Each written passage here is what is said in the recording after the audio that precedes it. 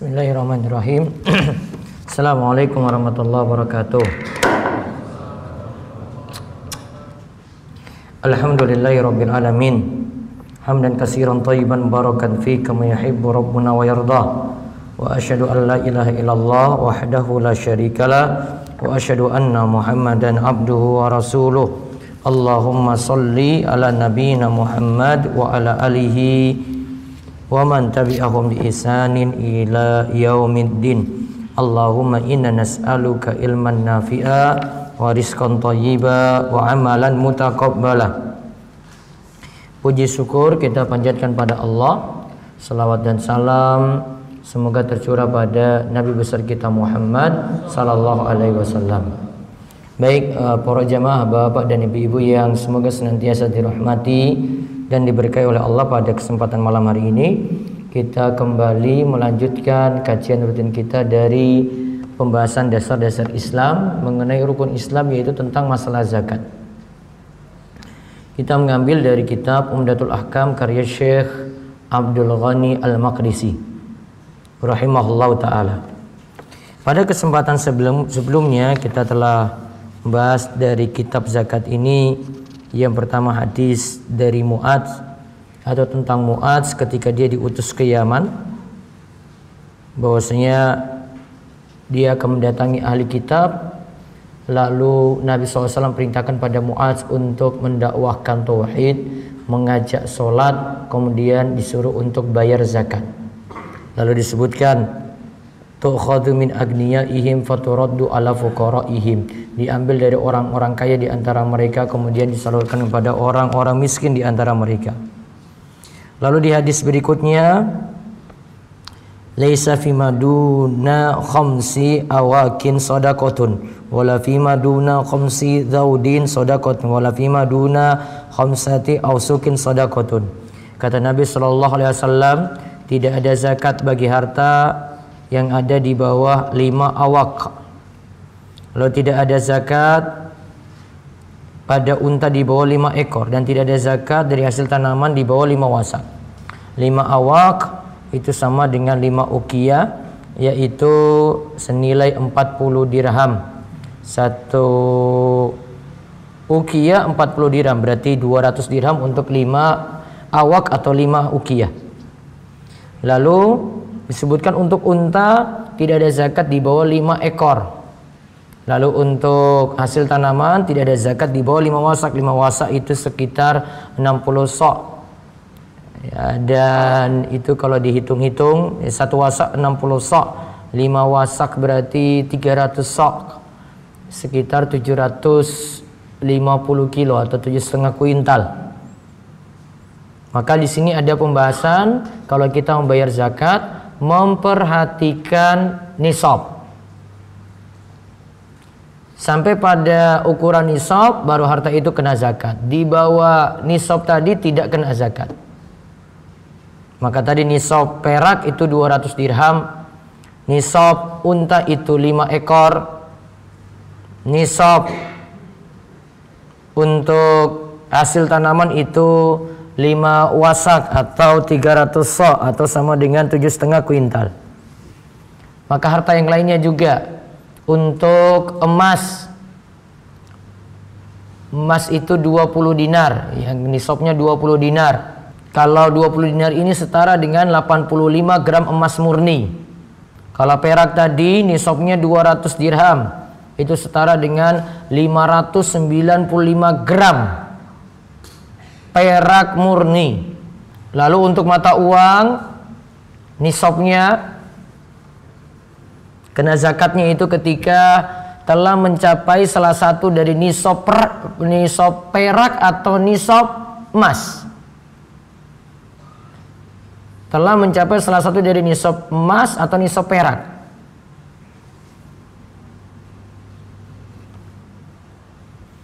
Tadi perak berapa gram tadi? 595 gram perak murni. Harga perak berapa? Perak berapa, Mas?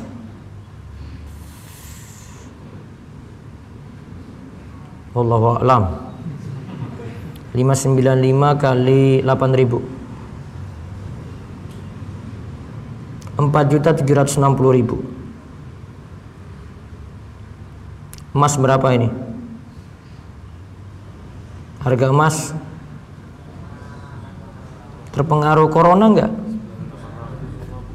Berapa? Naik tinggi ya. Oh, iso dagang emas wae ini. 851. 851 kali berapa tadi? 85. 72 juta. Cepat sugih ini. Kali 851. 72 juta. Dulu nisabnya masih 40-an juta itu. Sudah 72 juta. Mana yang duluan tercapai dari nisab emas atau nisab perak tadi? Yang paling rendah mana berarti? Perak berapa tadi? Sekitar 4 jutaan kan, 4,7 juta. Berarti pakai standar perak saja. Karena perak selalu lebih rendah, lebih murah. Nanti zakat barang dagangan nisabnya sama dengan nisab tadi, mata uang. Mana yang tercapai lebih dulu dari emas atau perak?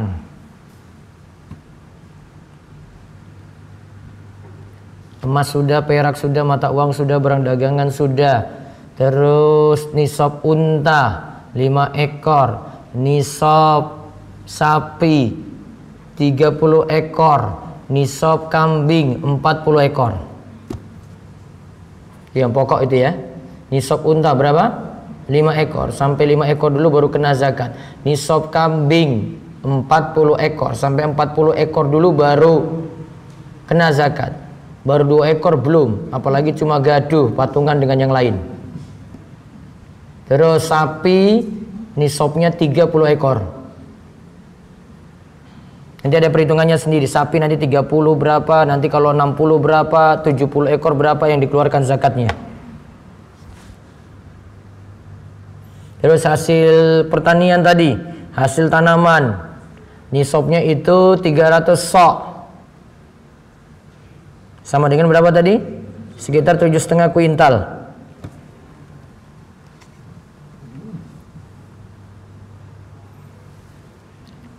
Sama nanti kalau punya gaji juga tetap memperhatikan nisab. Nggak dapat gaji ucuk-ucuk nanti di akhir bulan nanti langsung kena 2,5% buatan. Tunggu dulu sampai mencapai nisab. UMR Jogja berapa? 2 juta. Tiap kabupaten beda lagi. Sleman sini berapa? Hah? 1.700.000. Jogja. Oh berarti Gunung Kidul lebih rendah lagi. Misalnya gajinya ya dia dapat UMR tadi baru cuma 1.700.000 saja. Itu belum kena nisab perak juga belum, separuh perak saja belum. Ya, 200 dirham tadi belum dapat itu. Kan nggak kena zakat. Tunggu dia gajinya di atas itu namun bertahan dulu selama 1 tahun. Jadi nunggu haul. Nah pembahasan haul itu belum kita bahas di sini. Ini nggak ada pengulasannya oleh Bukhari Muslim di sini yang dinukil oleh Syekh Abdul Ghani Al-Maqdisi, nggak ada. Maka selain perhatikan nisab juga perhatikan haul. Haul itu harta tersebut mesti bertahan selama 1 tahun hijriyah. Jadi nisabnya diperhatikan, haulnya juga diperhatikan. Zakat itu harus diperhatikan haul. Kecuali zakat pada hasil tani, hasil pertanian. Kalau hasil pertanian tidak memperhatikan haul,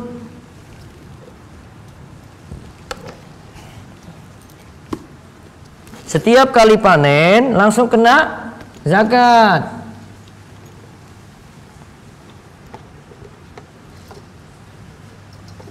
Namun kalau mata uang, barang dagangan, ya, itu kena haul di situ. Ada haulnya. Jadi ada syarat haul nunggu selama 1 tahun Hijriah, juga di atas nisab tadi.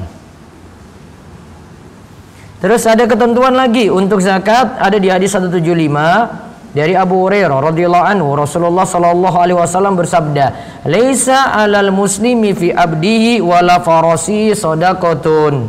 Tidak ada kewajiban zakat bagi seorang muslim pada budak dan kuda yang dimilikinya. Ini yang kemarin kita bahas.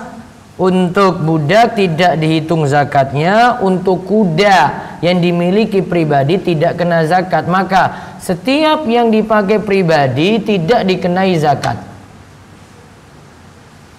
Contoh, rumah pakai pribadi, kendaraan mobil motor dipakai pribadi, tidak kena zakat. Jadi tidak semua barang itu kena zakat. Kemarin sempat kita singgung, beda dengan pajak. Pajak nggak perhatikan kayak gini. Dan kalau zakat tuh perhatikan, ini pakai pribadi atau untuk apa? Rumah pakai pribadi nggak kena, tidak bergerak itu, tidak punya nilai tambah. Motor pakai pribadi juga tidak kena zakat. Mobil pakai pribadi juga tidak kena zakat. Tanah yang cuma ditempati saja tidak kena zakat. Bangunan yang ditempati juga tidak kena zakat.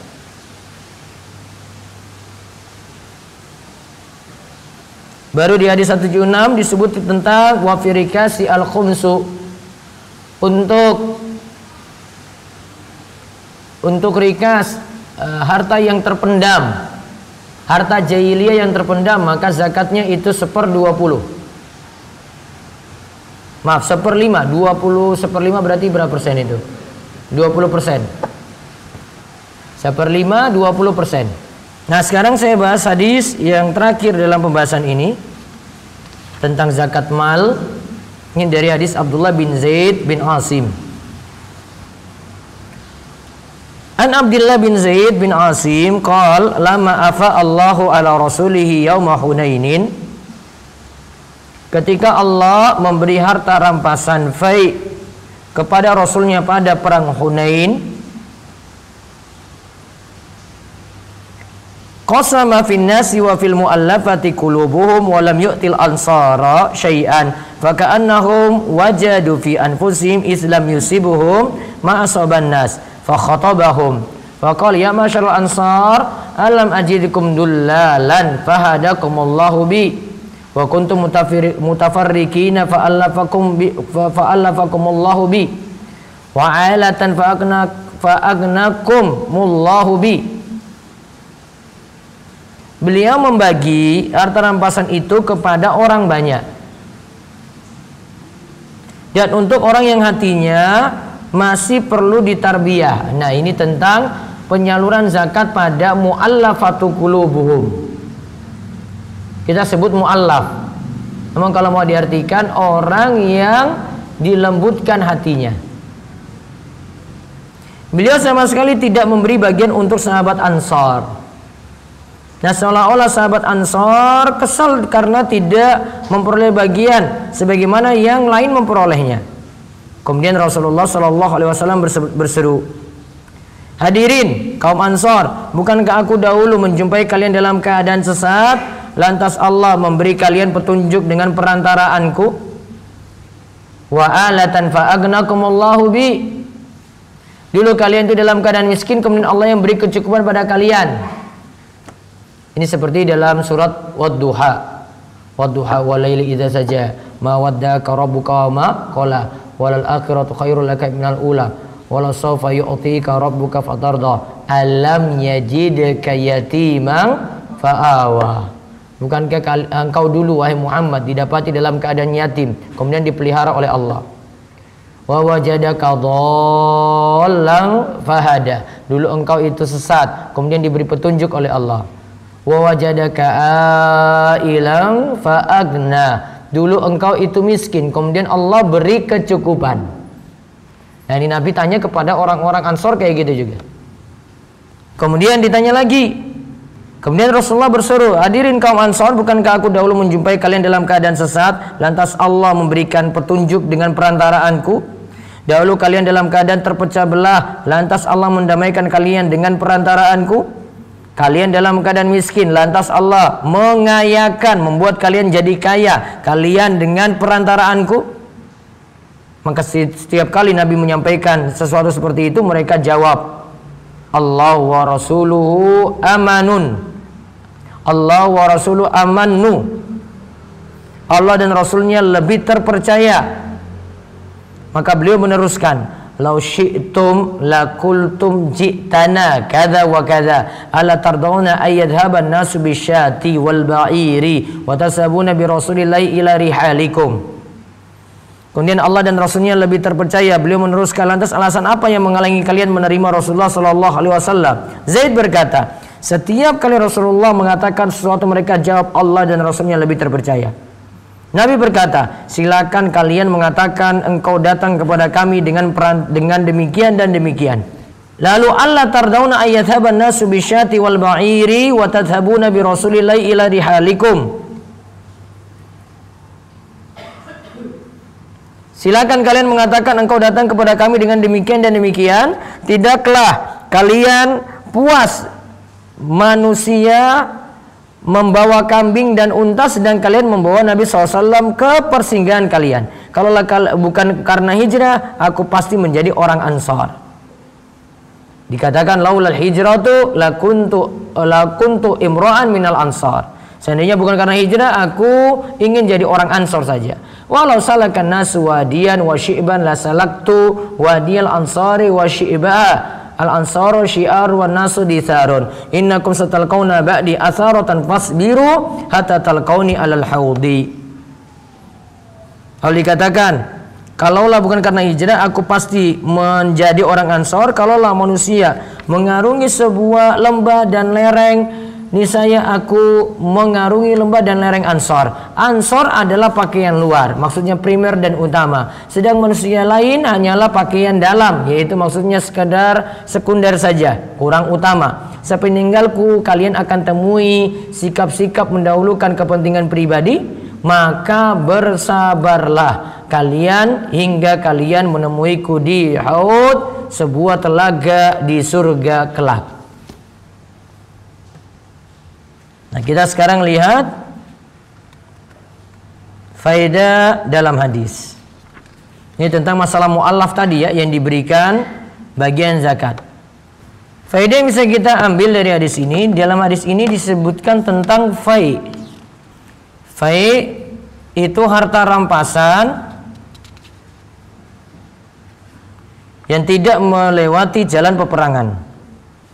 Ya, harta rampasan yang diperoleh tanpa perang. Ini menunjukkan bahwasanya rizki Allah itu diberi, ya, kadang tidak mesti dengan perang saja bisa Allah itu beri. Ada yang usahanya tidak keras-keras banget, tetap dapat rizki tadi. Karena ini tanpa perang sudah mendapatkan rizki. Berarti kalau sudah memang jatah rizki dari Allah, Allah akan beri itu. Kemudian tadi disebut harta rampasan tadi dibagi untuk kemaslahatan kaum muslimin. Faedah kedua, harta rampasan tadi dibagi, yang fai tadi dibagi untuk kemaslahatan kaum muslimin.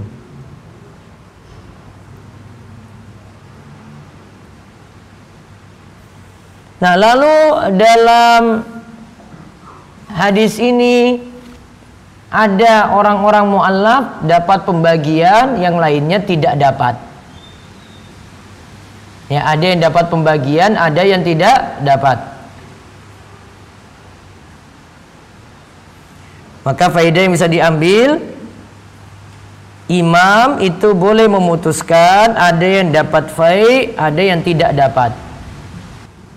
Kemudian faedah yang lainnya lagi, ada istilah mu'allafatu qulubuhum. Mu'allafatu qulubuhum itu adalah orang yang ingin ditarik hatinya. Bisa berasal dari kaum muslimin, bisa berasal dari orang kafir. Ya, ingat ya, bisa berasal dari kaum muslimin, bisa berasal dari orang kafir.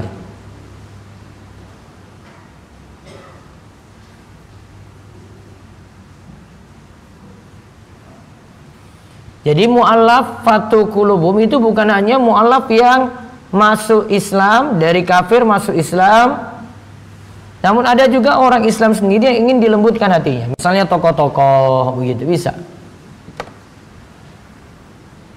Dan bisa jadi tokoh-tokoh ini berpengaruh sehingga diberikan tadi untuk jadi masharifuz zakat, untuk jadi orang-orang yang diberikan zakat.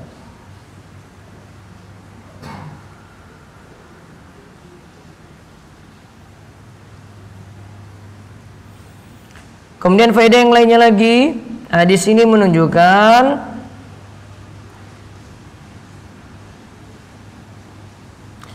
Nabi SAW sangat perhatian dengan para sahabat.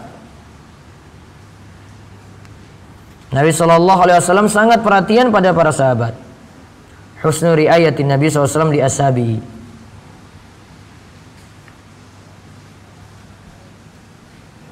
Karena Nabi katakan, dulu kan kalian dalam keadaan sesat, kemudian dapat petunjuk, ke dalam keadaan miskin, Allah itu cukupkan.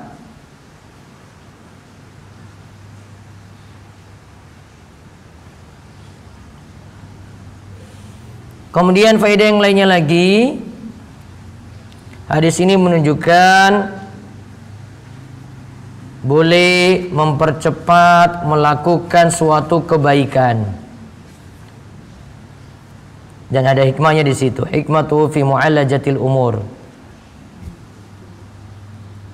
Karena Nabi SAW langsung mengurus hal ini tentang masalah pembagian fai' tadi. Kemudian faedah yang lainnya lagi, tadi Nabi SAW panggil kaum Ansar secara khusus.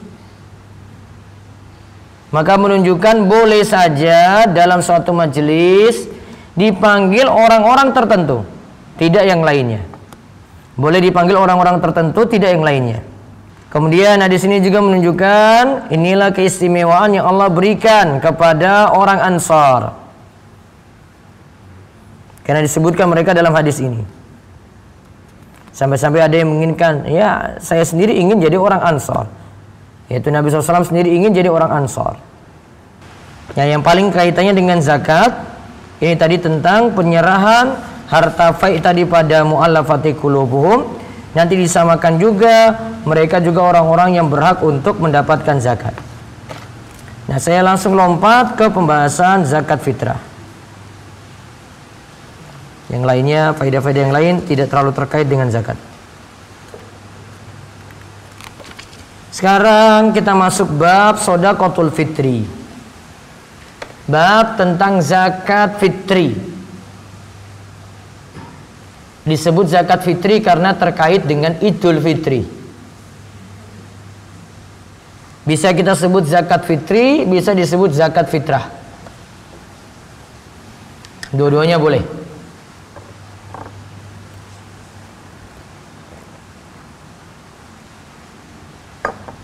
Nah, sekarang hukum zakat fitri dan barang yang dizakatkan itu berupa apa?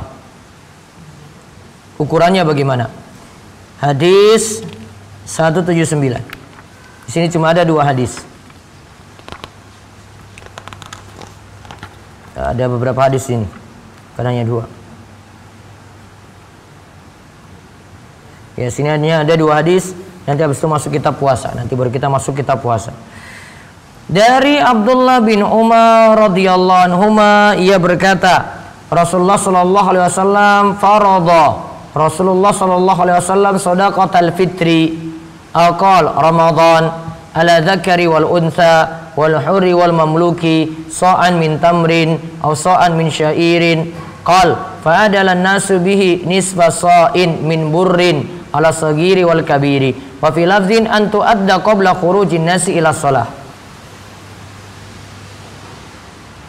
Abdullah bin Umar radhiyallahu anhu menyebutkan bahwa Rasulullah Shallallahu Alaihi Wasallam mewajibkan zakat fitrah, atau katanya zakat Ramadan bagi setiap laki-laki maupun perempuan, orang merdeka maupun budak, 1 sok dari kurma atau 1 sok dari gandum.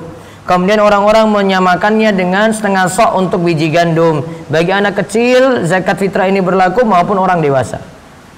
Dalam lafaz lain ditunaikan zakatnya itu sebelum berangkat sholat Idul Fitri.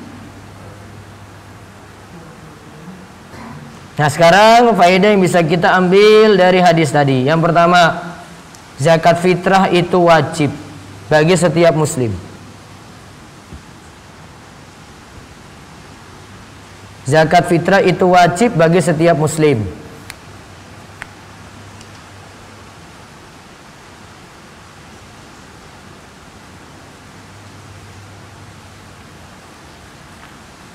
Nah kalau disebut zakatul fitri, kata Syekh Abdullah Fauzan, beliau ketika jelaskan definisi zakat fitri di sini, ini dikeluarkan fi nihayati syahri Ramadan, dikeluarkan di akhir bulan Ramadan,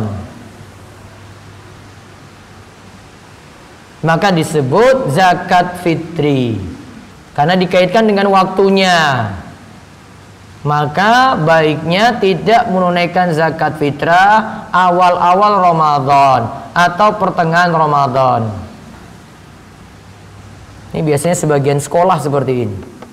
Ini enggak tepat. Ya, ini enggak tepat untuk penyalurannya. Ya, di antara yang saya kritisi waktu pertama. Kalau sekolah ngambil zakat fitrah tadi, pertama waktunya, kemudian yang kedua masalah penyaluran. Orang yang berhak dapat zakat fitrah harusnya orang-orang yang dekat dari orang yang mengeluarkan tadi, bukan orang di sekolah nanti salurkan tempat lain. Zakat fitrah ini bukan istilahnya kegiatan sosial untuk orang luar gitu, bukan.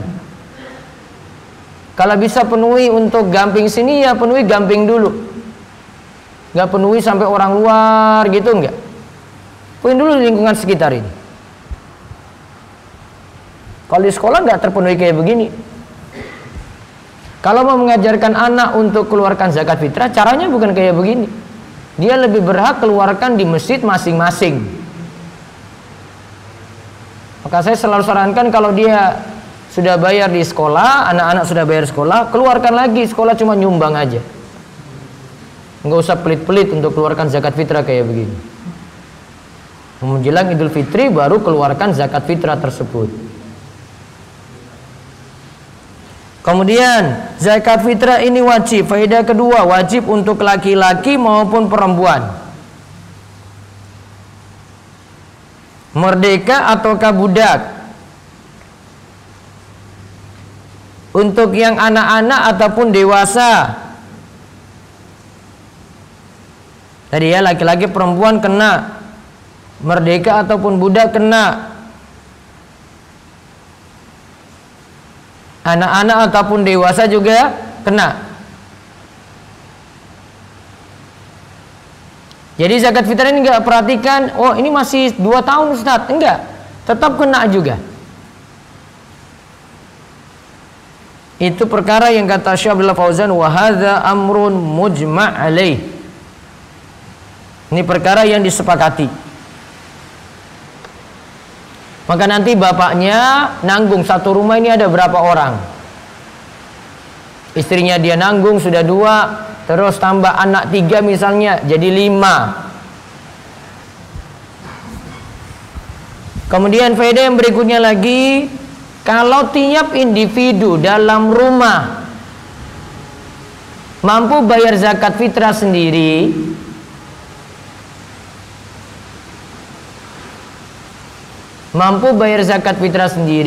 baiknya tunaikan sendiri-sendiri.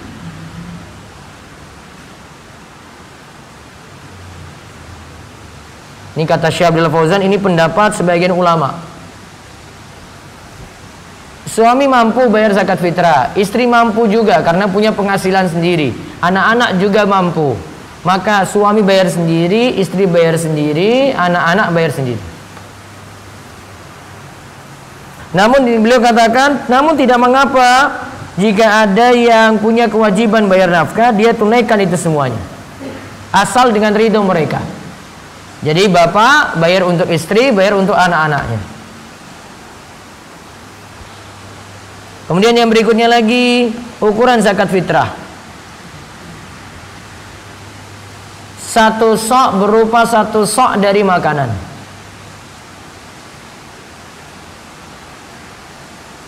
Berupa 1 sok dari makanan.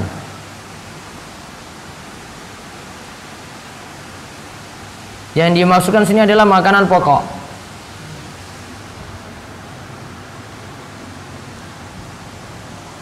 Bukan hanya dengan makanan yang disebutkan dalam hadis, gandum bukan, atau kurma bukan. Pokoknya makanan pokok.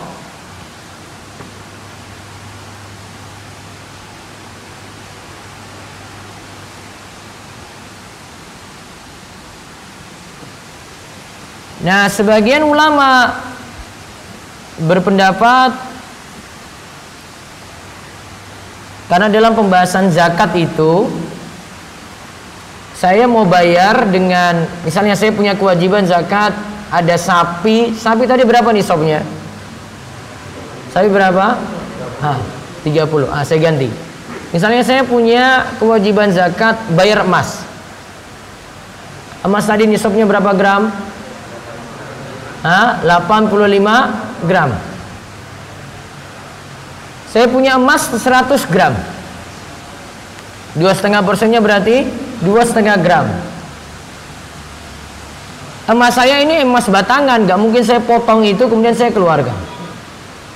Maka bisa jadi dia 2 pilihan.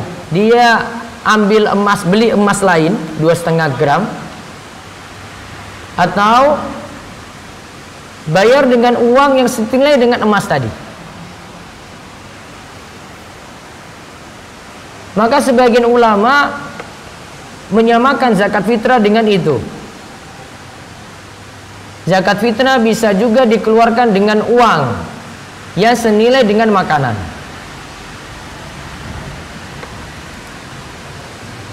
Ya, bisa mengeluarkan dengan uang yang senilai dengan apa? Makanan.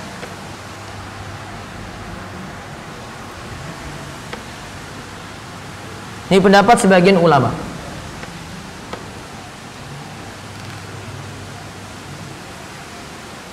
Wallahu alam, karena ini perselisihan ya masih bisa dianggap, karena ini nanti hasil ijtihad. Kalau mau menilai sah tetap sah. Namun ada yang lebih baik zakat fitrah itu dengan menggunakan makanan dan nanti disalurkan dalam bentuk makanan pula. Bisa jadi juga keputusannya takmir masjid itu nanti sediakan beras, nanti yang datang langsung bayar uang dan diwujudkan beras, kemudian disalurkan dalam bentuk beras. Bisa seperti itu. Walaupun ada yang menggunakan uang masih tetap sah kalau menurut melihat pendapat yang lain.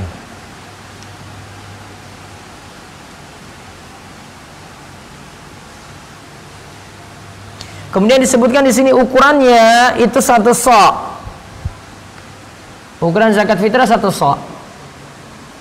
1 sok itu sekitar pokoknya 2,1 kilo sampai 3 kilogram.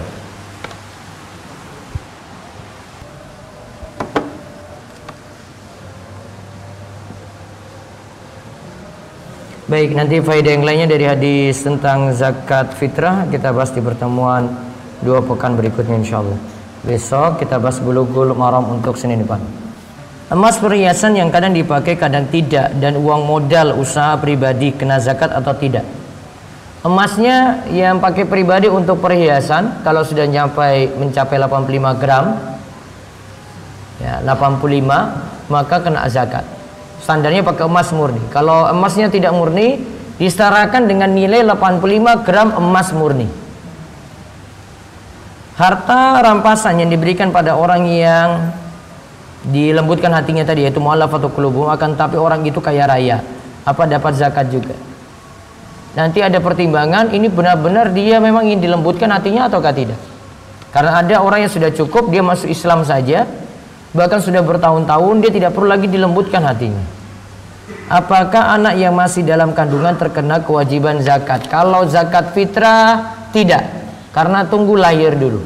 Walaupun sebagian ulama ada yang menyunahkan untuk yang dalam bentuk janin tetap kena zakat. Bolehkah bekerja di lembaga amil zakat?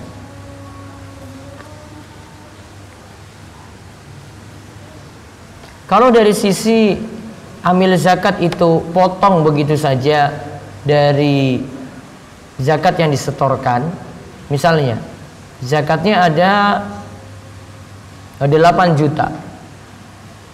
Karena ada 8 asnaf yang menerima zakat, maka mereka mengklaim kalau dia berhak dapat 1/8. 1/8 dari 8 juta berarti 1 juta rupiah. Itu baru 8 juta, belum 8 miliar. 8 miliar berarti 1/8-nya 1 M. Saya rasa sesuatu yang tidak pas di situ. Orang miskin dapat 7 M, namun 7 M ini dibagi ke 2000 penerima. 1 M untuk yang kerja di lembaga itu saja. Kira-kira yang makmur, yang kerja diambil zakat ataukah orang miskin yang 2000 tadi? Tinggal dipikirkan saja nanti. Maka ini saya masih tanda tanya dari dulu ini.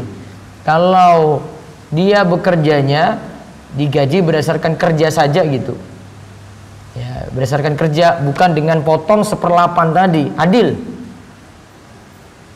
Orang miskin tetap dapat banyak. Namun kalau main potong 1/8 dari yang diterima oleh badan amil zakat, saya masih tanda tanya besar di sini. 1 M untuk mereka, 7 M untuk orang miskin, namun 7 M ini dibagi ke 2000 orang. Ini tinggal mikir-mikir sendiri, mana yang akan makmur, padahal zakat ini bagusnya untuk memakmurkan orang miskin. Apabila lembaga tadi kurang memperhatikan ketentuan dan syarat-syarat zakat, bagaimana hukum bekerja di lembaga itu? Apalagi itu narik zakat padahal tidak sesuai dengan ketentuan. Kan kemarin kita sudah bahas di hadis Mu'adz. Mu'adz kan diingatkan Nabi, silakan kamu ambil zakat, namun hati-hati pada harta orang yang berharga, yang tidak pas kamu ambil. Hati-hati dengan doa mereka ketika mereka terzolimi. Karena kita berarti ngambil harta itu dengan paksa. Bentuknya diantaranya karena tidak memperhatikan ketentuan dan syarat-syarat. Jadi bisa timbang-timbang lagi untuk bekerja di situ. Ustaz, untuk penyaluran zakat fitrah kapan paling lambat untuk disalurkan? Paling lambatnya sebelum sholat Id dilaksanakan. Jadi subuh-subuh sebelum sholat Id masih bisa. Kalau setelah sholat Id maka cuma jadi sedekah biasa. Bagaimana hukum sholat di masjid yang menyatu dengan komplek pertokoan? Boleh. Karena saya pernah mendengar ceramah apabila masjid atau musola satu pekarangan atau lokasi dengan pertokoan, sholat tidak sah. Wallahu alam, saya tidak tahu dalilnya. Yang menyatakan tidak sah, tolong bawakan dalil yang jelas. Jangan sampai bilang orang itu enak-enak saja tidak sah gitu. Jadi bawakan dalil yang jelas. Mana dalil yang katakan itu tidak sah? Untuk zakat profesi sama dengan gaji, berapa nisabnya? Apa dikurangi dengan kebutuhan rumah tangga? Saya orang yang tidak setuju dengan zakat profesi. Saya menganggap ini bid'ah baru dalam persoalan zakat. Terserah, ada yang mau protes begitu, terserah. Ini bid'ah baru karena tidak pernah dikeluarkan ketentuan ini oleh Nabi. Nabi tidak pernah keluarkan kalau setiap kali gaji keluarkan zakat 2,5% langsung. Padahal untuk gaji sudah ada di masa Nabi SAW juga. Namun tidak pernah ada ketentuan seperti ini. Ini cuma zaman ini saja. Dan diantara ulama yang mempelopori hal ini, diantaranya dia punya buku fikih zakat, Yusuf Qaradawi. Ya. Dan saya bisa pastikan dia jadi pelopor dalam hal ini. Beliau yang jadi pelopor dalam hal ini dan tidak tepat ijtihadnya.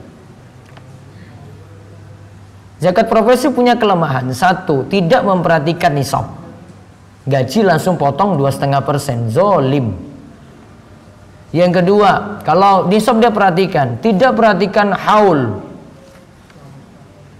Karena tunggu setahun dulu. Yang ketiga, tidak perhatikan kebutuhan pokok orang yang punya harta, langsung dari kotor. Harusnya dari bersihnya setelah dipakai untuk kebutuhan. Karena ketentuan zakat seperti itu. Zolim rasanya kalau tadi ketentuan misalnya dia gajinya 10 juta, namun masalahnya dia hidup di kota besar. UMR saja 4 juta, berarti kebutuhan taruhlah 4 juta segitu. Untuk ngontrak rumah, ya, ngontrak rumah, dia sebulan itu mesti keluarkan misalnya 3 juta. Belum makan. Kota besar loh, ini bukan cari lombok sendiri, cari sayur sendiri, bukan. Kota besar. Zolim rasanya 10 juta langsung dikeluarkan gaji langsung dari ya kotornya tadi. 2,5% dari 10 juta. Padahal masih ada pengeluaran-pengeluaran lainnya lagi. Harusnya sisa gajinya karena pengeluaran-pengeluaran setiap bulan, sisa gajinya cuma 100.000 saja itu. Harusnya mau adil, ambil dari 100.000. Namun kok 100.000 mau diambil juga, zolim banget. Nah itu kelemahannya di situ zakat profesi. Nisab tidak perhatikan, kalau perhatikan nisab, haul tidak perhatikan kebutuhan pokok juga.